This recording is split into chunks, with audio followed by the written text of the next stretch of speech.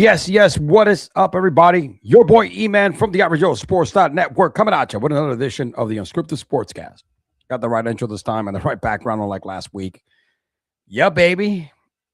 One more game to go, and the NFL season will be officially over. Last weekend, we have the championship round. Seahawks, Rams, New England, and the limping Broncos. For all the marvels, for the visit to the Super Bowl, your boy's here to give you his takes on both of these games. Not gonna give him my predictions just yet on the Super Bowl. We're gonna leave that up for another time, probably next week or this weekend. Special edition of Cigars and Sports. Me and my man Jim are gonna bring it live to you and break down the Super Bowl for you. We're gonna do it a week early. We're going to get ahead of everybody. That's this weekend. Be on the lookout on X as we always give our shout outs and our, our tweets out when the show is going to go live. So it's probably going to be Saturday. You know what I mean? But without further ado, why don't we start with one of the ugliest games? Nice, snowy, but it was offensively challenged. New England Patriots and the Broncos without Bo Nix. And man, woo! Talk about that, man. Talk about that right there. Let me play you the ceiling was seal the final play. No safety deep. Oh, here he goes. He can try to beat him with his legs. As Ellis runs after him, and May got there. Drake May outraces the defender. And the Patriots now only need. With that run, Drake Drizzy May ended the season for the Bo Nix, the Bubs, what do you call the Boless Knicks? I don't know. The Broncos minus Bo Nix. I'm going to get this out of the way. Obviously, with Bo Nix there, this would have been a different game. All right, let's not kid ourselves. It would have been a completely different game. Let's not kid ourselves. Let's not get stupid. I mean, it was ugly. Jarrett Stidham did the best he could. That first quarter threw a bomb and then hit what's his name for a touchdown. Sutton, and that's it. That was the entire offense. The New England Patriots were struggling big time. Drake May had 86 passing yards, but his effectiveness was on the ground. Again, 65 rushing yards and a touchdown. He's had a rushing touchdown, I think 2 out of the last 3 playoff games. He's also has been able to rush over 50 yards or over 40 yards in every single game. Drake May had a Josh Allen-like carry my team on my back performance in this ugly-ass offensive game with bad weather and the Broncos limping in with a backup quarterback. Drake May was able to do what Josh Allen has been able to do. Run his team on his back to a Super Bowl. And it only took Drake May 1 full season, but 2 seasons. Second season as a starter. Look, let's get the elephant out of the room. All right. Yes, they beat one 500 team in the regular season. They faced a Justin Herbert choke job again. They beat a blind CJ Stroud who was throwing to the other team more than his own team. And they played against a backup quarterback in Jarrett Stidham. You notice I'm not going to go into stats here because there was nothing to look at except for Drake May's rushing yards. The defense for the damn New England Patriots showed up big, not only last week, but this week. They're the reason why they won this game. That fumble, that pick. They kind of knew that Jarrett Stidham wasn't the guy to carry this team over. They was like Vrabel knew that his defense after the second quarter was going to shut down any offensive plays or anything offensively the Broncos were going to throw at them. Again, a lot of people are hating on the Patriots, and they got a point. A very easy road from a luck factor, right? Soft schedule in the regular season. They play, they face two really choking quarterbacks. Then all of a sudden, Bo Nix goes down. It's kind of like a cakewalk, right? To the Super Bowl. But honestly, there might be some truth to that. But you can't take credit away from the New England Patriots and Drake May.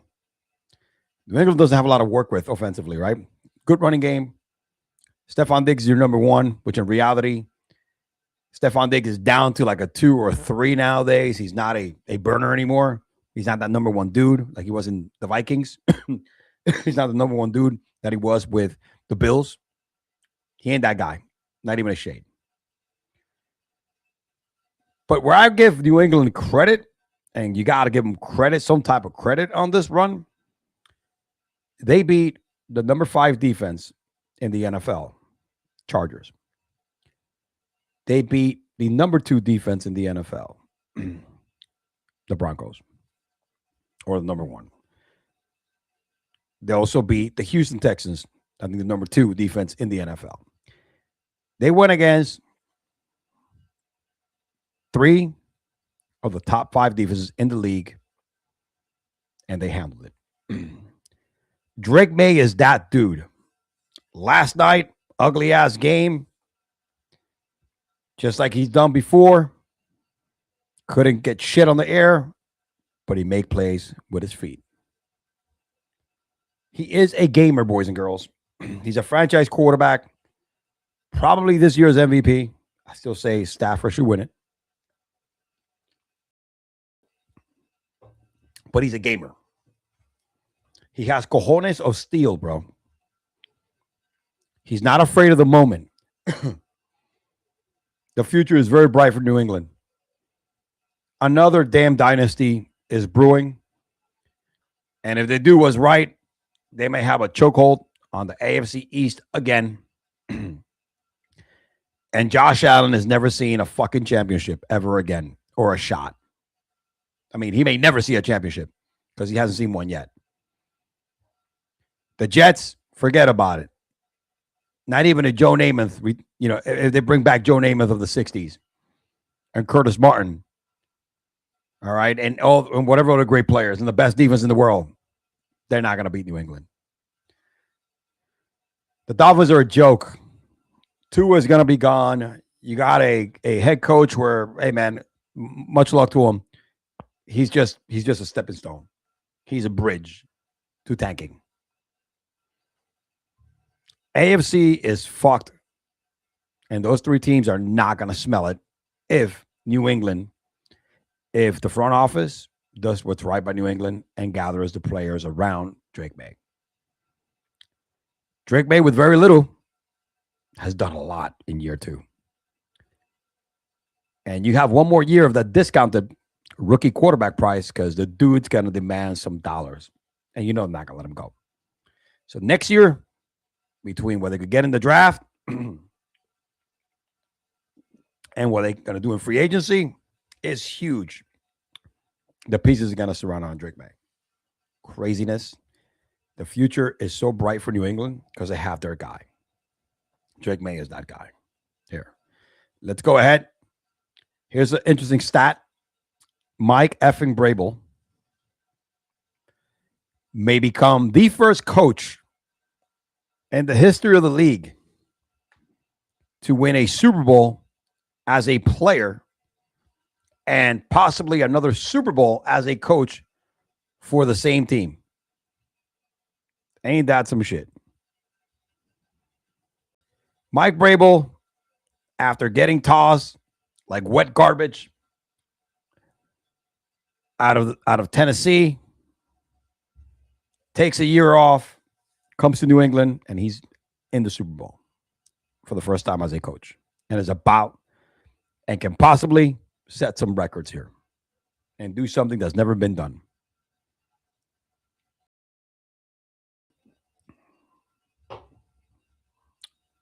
Facts are facts. Mike Vrabel is an animal. It's unreal. Unfreaking real, man. Let me go ahead and let's listen to Mike Vrabel, possibly being the first player coach on this record, right? Let's see if this is what he says. You know, for you, Mike, you've experienced what it's like to be at a Super Bowl and win Super Bowls, and now you get to go to Santa Clara, and you have a chance to be the first person ever to both win a Super Bowl as a player and as a coach for the same franchise, which would be incredible. How about that? I won't win it. It'll be the players that'll win the game. I promise you. It won't be me that'll win it, and I promise you I'll do everything that I can and our staff to have them ready for the game. Congratulations, Mike. Thanks, AFC Championship. Said the right things, made the right moves. He's right. He goes, I promise you I'm not the one that's going to win it. It's going to be the players. I'm going to do everything possible to excuse me, and I'm going to do everything possible to get them ready for this. It's going to be an interesting Super Bowl. I got my takes, but I'm going to save them for when me and Jim do our Super Bowl special this Saturday. Congratulations to the New England Patriots. They are back in what? 3 years? Maybe? Since Brady left? 4 years? I don't even know. But it hasn't been that long. Hasn't been that long. And they're back again in the mountaintop of the AFC. Pretty quick rebuild. And they might stay there for a while. All right. Moving on to the next one. Moving on to the next one, man. This was a good game. The Seattle Seahawks against the against the Rams. Here, I thought that the Rams was going to pull this one off. Because I feel kind of bad for Matthew Stafford, who had a hell of a year. But it's all right, man. The Seattle Seahawks are back in the Super Bowl, this time without Russell Wilson. They did it with a dude who used to see ghosts, who kind of looks like a ghost, and Sam Darnold. Wow, what a story. Sam Darnold was the, I believe, number 2 pick that year. Goes to the Jets, shit show organization, bombs in, goes to the Panthers. You know, it was a starter. Then Baker Mayfield backs him up, loses the starting job, sits behind. But it was Jimmy Garoppolo or Brock. I think it was behind Brock, yes. In San Francisco, learns some shit in that offense and from Kyle Shanahan. Goes to the Vikings, wins 14 games, first out in the playoffs, first round out, but had a banging season. The Vikings did not decide to sign him and keep him. Roll the dice, because they even did not decide to keep Daniel Jones. Roll the dice with 9, a.k.a. J.J. McCarthy. And Darnold moves to Seattle. And here he is winning another 14-game season and goes to the Super Bowl. Sam Darnold played the best game of his career last night. Now turned the ball over. 25 for 36, 346 passing yards, and 3 touchdowns. Made every clutch throw, all the right plays. It was just ridiculous. Seattle came to play, and the Rams at one point, I thought they were gonna pull it off, but even matchup. Look, even Matthew Stafford. Look at the stats: 3 touchdowns, 374 passing yards, 22 for 35. So similar. The quarterback rating for Stafford was 127.6. The quarterback rating for Sammy was 127.8. I'm telling you, it was just such an evenly close game. You know, 75 rushing yards for Seattle, losing Charbonnet. I thought that was going to be the difference of the game, but it didn't matter. A touchdown. JSN, 10 receptions, 153 yards and a touchdown. Jake Bobo with a touchdown. Cooper Kupp against his old team, a touchdown. JSN had himself a monster game. And the Rams, offensively, Puka had 165 receiving yards, 9 receptions, a touchdown. Devontae, 89 yards and a touchdown. Kyron Williams, a receiving touchdown. Excuse me. At the end there, it is what it is. Regardless of them not kicking the field goal on fourth and going for fourth down, maybe they could have had a better attempt. But the team that executed the best and at the right moment, slightly better than the other one, because that's what it was in this game, was Seattle Seahawks. And they played just a little bit better than the Rams. Offensively, defensively, it was an even game. Again, I feel bad for Matthew Stafford, dude. Had probably his best season as a pro. Probably going to win the MVP. Him and Drake May. It's going to be a really close race. But nothing to show for. Sam Darnold from rags to riches. A roller coaster career. But the man, just like Baker Mayfield, didn't let a high draft pick and all the accolades in college get him down. He just kept grinding. He grinded and learned more in San Francisco as a backup quarterback. Fought for the job in Minnesota and the Vikings. Comes to Seattle and makes that his team. And now he is going to the Super Bowl with the potential of being a Super Bowl champion. Unreal. You know, hold on a second. Let me plug mine. Got to plug my charger here. Love the fact that these quarterbacks who are a bust early on are not giving up. Baker, Darnold, even Geno Smith for that matter, are getting second chances and third chances, and they're not letting it go to waste. There's always a home on an offensive system for every quarterback. If you have the skill set, the drive, and the resiliency, like Darnold, like Baker, then your story is not necessarily over if the first go around with the team that drafted you doesn't work out. Sam Darnold is freaking proof of this. And if he wins the Super Bowl, it's just more testament to, to a player not working out in one environment, but it could probably work out in another. Sam Darnold, the friendly ghost. He see ghosts in New York. He's not seeing ghosts anymore. He's seeing gold and light with Seattle. And that golden light is the Super Bowl that he's about to play in a couple of weeks.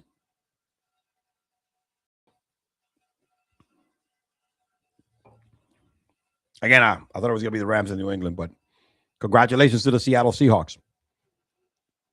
I think they earned it. They were in a division where they had the 49ers, as banged up as they were still over 500 team. With the Rams, who they had to beat twice. Once in the regular season, they played 3 times, and then again in the conference championship. Man, it is what it is, man. Look, it's nice. I know people like, underdog stories and Cinderella stories. Who doesn't? And Sam Darnold, he went from a overachiever and being on top of the mountain as a college player and a top draft pick to being at the bottom of the pile.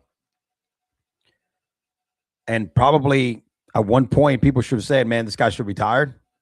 He doesn't deserve to be in the league. He's a bust. Backup quarterback status. He went through that route. And now guess what? He's one game away from being an NFL champion if he wins. All right, I'm not going to do any predictions, right? Again, me and Jim are going to be back this weekend. Stay tuned on X when we give you our for our alert what time the show is going to be, probably Saturday. So, with that being said, just stay tuned. But we're going to bring you a banger Super Bowl preview, among other stuff, of course. So, it's a funny thing, man. I listened to, let me see where this is at. Let me put this in here.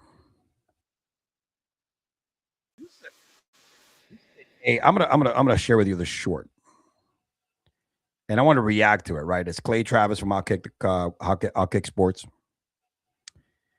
and I like the sports take. Again, please stay out of the whole politics shit. I know he leans one way, whatever. So do I. However, but I want you to concentrate on the sports take. It makes a lot of sense, and I want to give him my reaction to this. Here's Clay Travis giving his take on.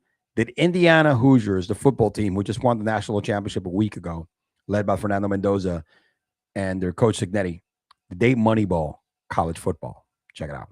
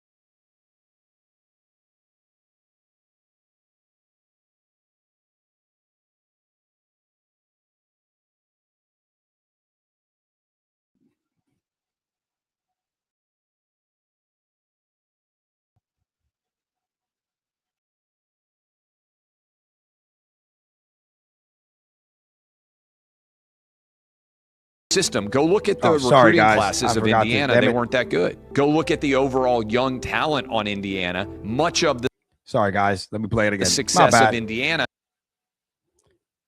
Sorry about that. I thought I had it up on my screen. That's what happens when I don't have a co-host. All right, here we go. The Indiana. Check out Clay Travis' take on Indiana. Did Indiana moneyball football? Did Indiana moneyball college football? Indiana primarily focused on production, not potential. Much of college football for generations has been focused on recruiting elite talent, 17, 18-year-olds, developing them for multiple years. For instance, with Nick Saban, Alabama doesn't rebuild, they reload. That's because they had a next man up mentality because they always had more 4 and 5 stars in the football factory. And everybody tried to copy Alabama. The problem is there's only so much talent. Now everybody saw what Signetti did, and they're gonna say, wait a minute, is it actually smarter to go after players that you know are really good now and spend your NIL money that way, as opposed to going and buying a lot of 4 and 5 star talent that's gonna take multiple years to develop, and by the time it develops, it may not be on your team at all. I think Signetti exploited a flaw in the system. Go look at the recruiting classes of Indiana. They weren't that good. Go look at the overall young talent on Indiana. Much of the success of Indiana was transfer portal related. And I think Signetti, smart guy that he is, saw a competitive inefficiency. And I think there's going to be a lot of people who copy it. Fair take. I think it's going to be absolutely is going to be a way that a lot of the smaller schools who don't have who don't attract 5-star prospects like the Alabamas of the world, the LSUs, the big programs, the traditional programs. And I think that if you have so much NIL money, you're going to be able to buy these players who are 4 years in a college who can fit in the system of that particular school and come in for the cheap. AKA like Fernando Mendoza, right? They didn't pay Fernando a lot of effing money, all right? So, and yet here's a Super Bowl, here's a national champion, but also a Heisman Trophy winner. It's interesting. The term money ball football is kind of spot on. Not because they paid a lot of money to the players, right, to bring them in, but because they use the transfer portal so efficiently and effectively. Honestly, it is a way where I think brings balance to the NCAA. Now, I think it's going to create a little bit of chaos because a lot of people are going to try to replicate this, and it's going to create even more stability that's going to hurt probably the bigger schools because a lot of their second and third star guys who could be ones in any other teams are going to transfer, like the running back who was nasty for them. I forget their name. Sharper, whatever the guy is who had to pick at the end of the game. So they use a model. Signetti's a smart dude, and he used a model of, I am going to bring a bunch of seasoned veterans who have one more year eligibility, who's played and been productive to the point that there probably would have been not drafted, but would probably been picked up as free agents and tried out for these teams. And some of these people will make it. But when you have a combination of all those players with the experience, being older, being in the program now for 4 years, that means they're more physical. They're grown men. It's going to be, it is something that benefits. It's going to benefit a team. It just did for Indiana. And please, stop knocking Indiana for doing something innovative that nobody else has done. Nobody knocked Dion when he was recruiting all these players because he had a lot of LIL money in Colorado that first year. When he did it in Jackson State, Division II team. Don't hate the player, hate the game.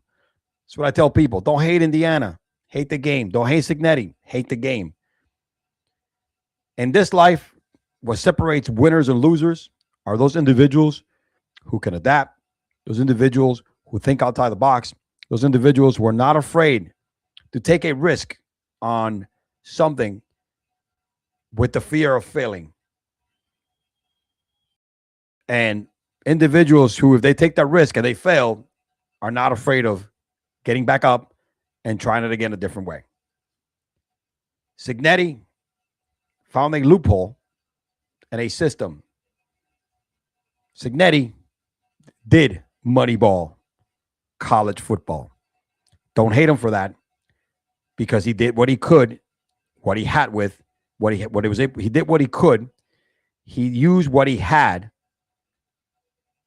He did exactly what he needed to do in order to win a championship and bring the first championship to Bloomington. Next year, it's going to be frenzy. There's been more players entering the portal this season than any other season. The floodgates have been open. And the NCAA probably got to come up with a rule here, because this is going to get replicated quickly, fast. And some schools are going to succeed and some schools are going to hurt. We shall see next season.